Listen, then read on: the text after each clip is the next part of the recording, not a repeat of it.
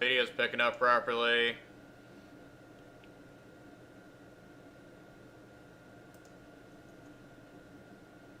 Okay, video's picking up. Okay, so I don't have many changes for this version of the design. Excuse me. I don't have many off-stream notes that I took today. I only thought of so much today. But I thought of important stuff. Important changes to make it a second, and I'm going to implement those notes into the design document. Okay, so first off, I'm going to rewrite the thing between section 6.1 and section 6. Section 6 is basically just a header.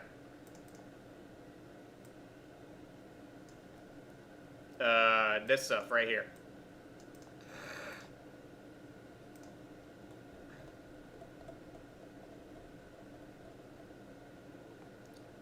So first off, warning, I've yet to balance PvP around rated battlegrounds. I intend for every talent tree... talent of tree. I intend for every talent tree of every class when deeply invested in, as well as other specs, to be useful in at least one rated battleground. As well as some other specs.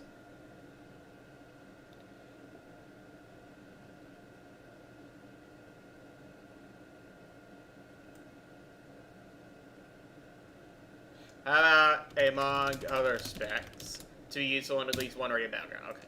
If you need to change it to section number 6 use in an associated formula, a variable that is referred to, as quotation mark completely normalized damage, quotation mark. This refers to either melee or range damage depending on the context.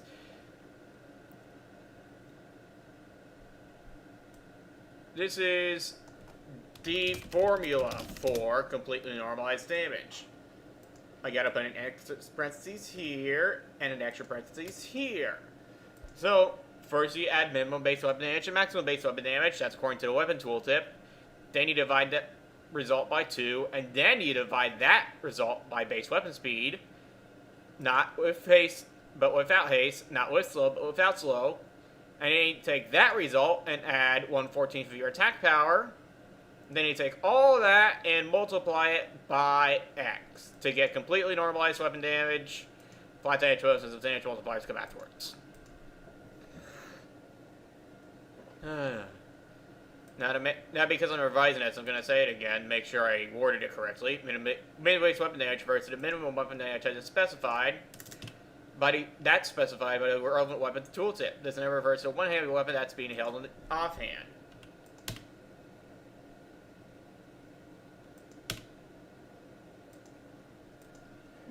Max base weapon damage refers to the maximum weapon damage that's specified by the relevant weapons tooltip. This never refers to one-handed weapon that's being held in the offhand. Base weapon speed refers to the weapon speed that is specified.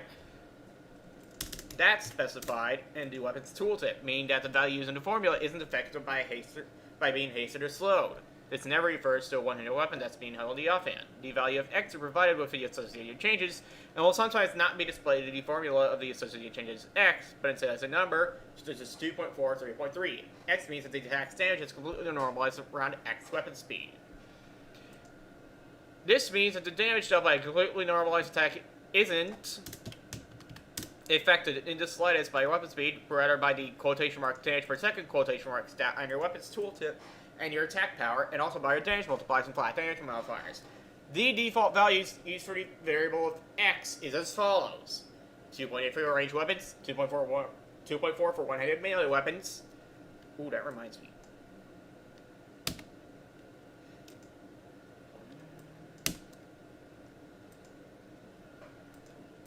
Yes, 2.8 for ranged weapons, 2.4 for one-handed melee weapons, including daggers, 2.3 for hunters, and 3.3 for two-handed weapons, 3.2 for hunters.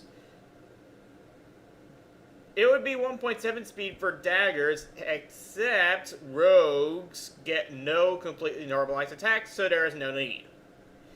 If I gave rogues a completely normalized attack, however, then it would be 1.7 speed. Rogues get no completely normalized attacks. Just to clear up confusion for people that read it later. Yes, and 3.3 for two-handed weapons, 3.2 for hunters. So, for example, an attack that deals 100% of 100% completely normalized damage will,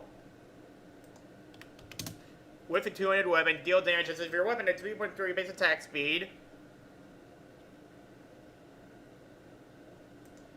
And performed a yellow attack for 100% weapon damage.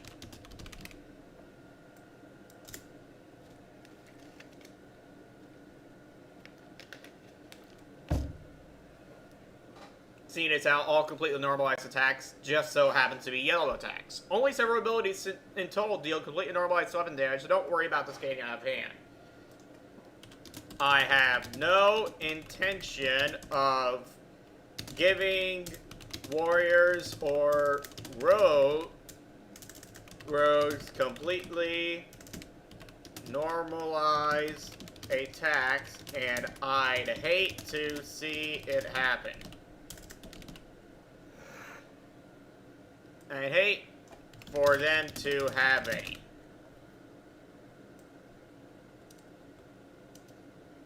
Copy. Paste. Okay, that is much better now. Save.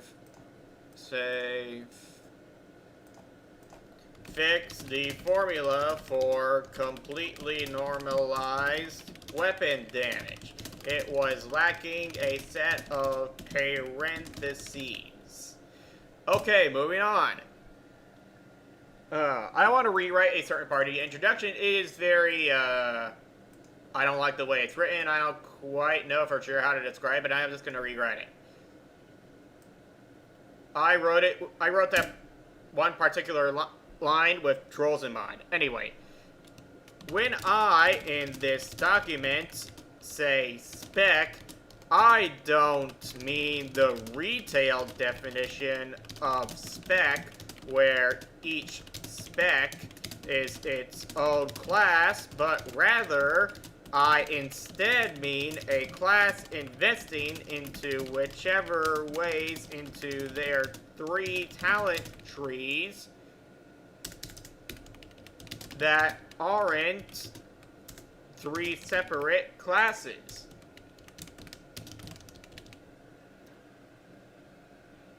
If I wanted each spec to be its own class, then I'd remove talent tree.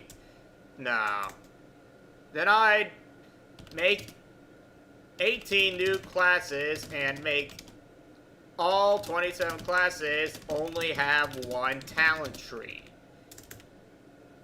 chosen from the 27 talent tree that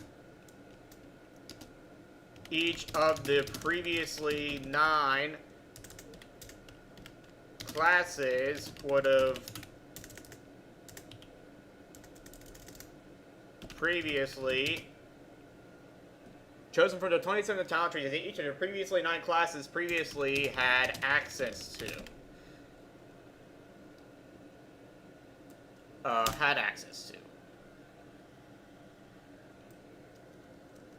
That is much better and shorter.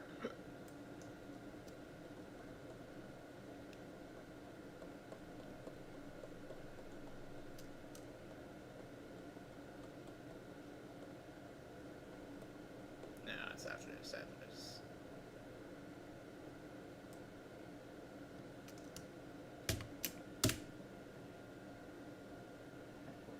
Okay, that looks much better. Rather, much less bad. Less bad. Okay, next up. An actually important thing. Currently, every hybrid damage dealer has a mechanism that causes them to be optimal to bring to every 40-man raid. Even for 100 parts in guilds. Yes, optimal. I'm using that word correctly. Because I made changes to them. The mechanisms for shamans, for elemental and damage enhancement shamans, however, do not work so well, and I figured out off stream how to make it work. So, Currently, improved weapon totems is the mechanism to get damage enhancement chance applied to raids, and it requires too much investment for tank enhancement chance to get it. And right now, it just gives you a chance on hit to strike the opponent with a chance on the hit when you hit the opponent with a wide attack to cause your next weapon totem within 10 seconds to cost less mana, potentially becoming free, more talent points, and enhance the totems. The next one of the totem that you cast. Because it just simply enhances the next totem that you cast, and enables somebody that wears healing gear, and aside from having improved weapon totems, is a healing spec to simply attack the boss until the totem procs, and then drop the totem and then suddenly start healing. Until the totem wears off, or is all wearing off, and at which point it does melee the boss again until the totem procs. And elemental champions have a similar problem. Anyway, to fix this, I got an idea today. Water down the wrong pipe. Okay, yeah, so I got an idea off stream. Instead of buffing the next totem that you cast, it could just directly buff a pre-existing totem. So, it not only grants you a 5 proc per minute chance when you strike the opponent, period, with a melee attack to cause your next Rockbiter, Flametongue, Frostbrand, or Wind Fury totem. No.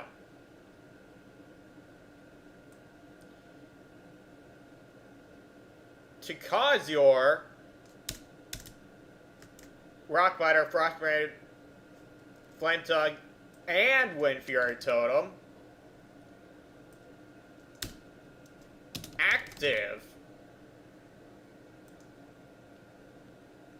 Active ones.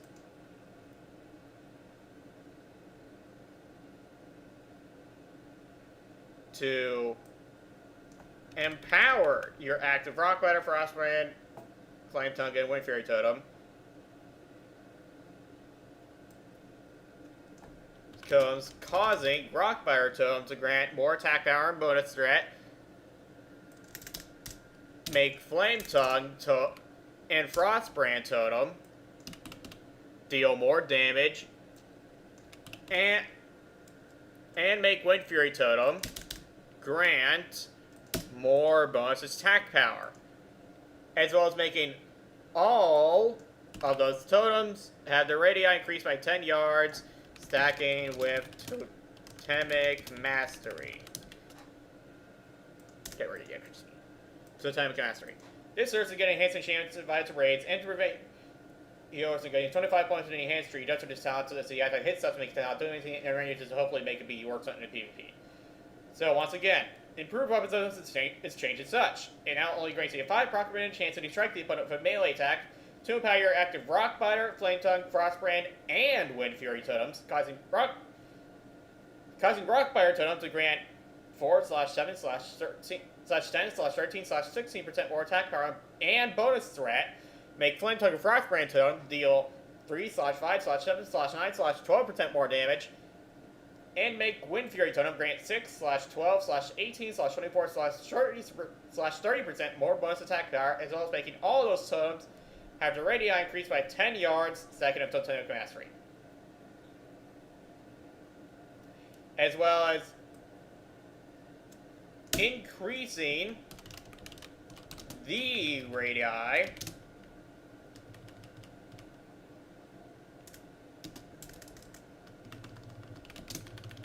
of the totems by 10 yards. Copy.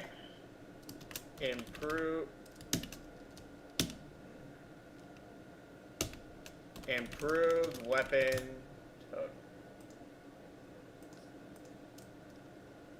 Paste.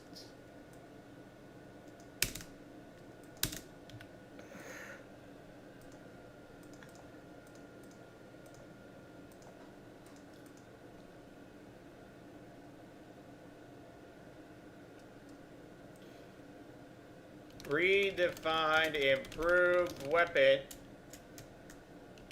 totems as such. Quotation mark, that quotation mark, except the other stuff. That's very easy to figure out how to do in the changelog, except it's not concise. However, I'm lazy right now, and there's not much to do. I want to get this over with. Next up, Departing Storm is how elemental shamans are going to get invited to raids. Currently, it grants a 10/20% chance to, when you critically strike with lightning bolt or chain lightning, grant you mana equal to 200% of the base mana cost of the spell, up to a maximum 1 mana gain with spell cast, and also causing next tranquil air totem casted within the next 10 seconds to have its effects increased by an additional 10%, 30% total, 10/20% of pleasure values.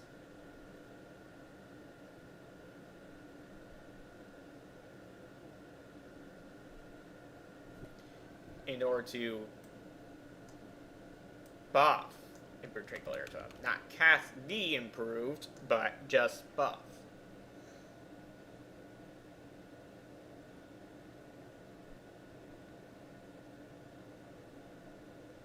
So, grants a 100... How about when you critically strike with lightning bolt or chain lightning, you gain mana equal to 40% of the base, 20/40% of the base mana cost of the spell, up to a maximum up to a maximum of 1 mana gain per spell cast, and also cause the next tranquil air totem. No. And also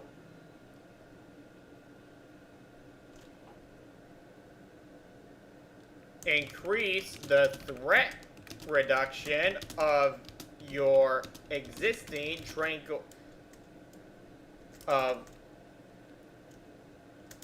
any existing tranquil air totems by 20%, 10% for, how long was it? 20 seconds.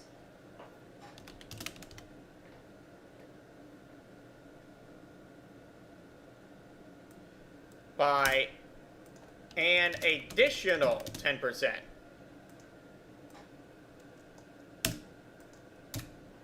Stat. The threat reduction is 30% in total with the buff.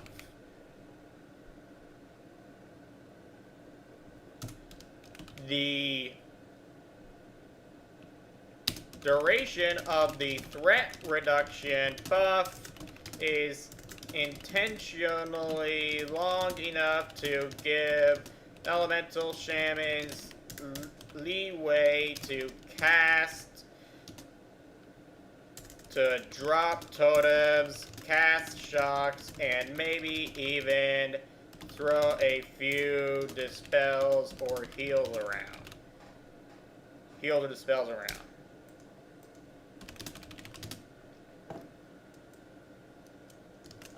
Copy, departing. Okay. Paste. Okay, this is much better than before. May Departing Storm have a 100% proc chance, but only grant 40% mana of the spell's mana cost, and instead of buffing the next tranquil air totem, it buffs any existing tranquil air totem for 20 seconds. Ooh. Any existing tranquil air totem. No.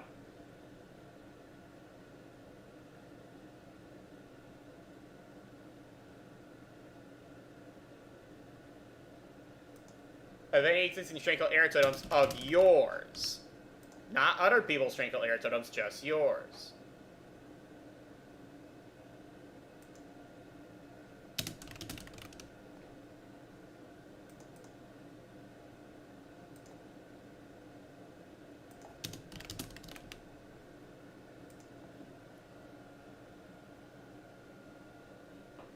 Save. Next up, that's it. That's actually it. Yes, this way enhancing and this way elemental champions also cannot simply wear healing gear with high spell crit on it, spam lightning bolt until the fucking thing procs, and chain lightning, and then drop a trinkle air to them and start healing for the next 2 minutes nearly, and then just throw more lightning bolts when the thing wears off, and drop another one when it procs again, and just basically be a healer with 30 points in elemental. No, you're not going to do that. You're gonna if you put 30 points in the elemental, you're gonna actually be a damage dealer in 100 parsing 40-man raids. Probably shouldn't say 100 parsing since because of the nature of parsing, but it's to get the point across.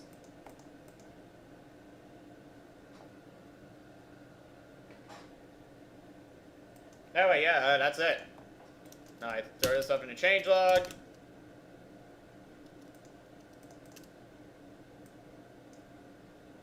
Paste. Save. Get rid of this. And get rid of this. Alright, stream's over.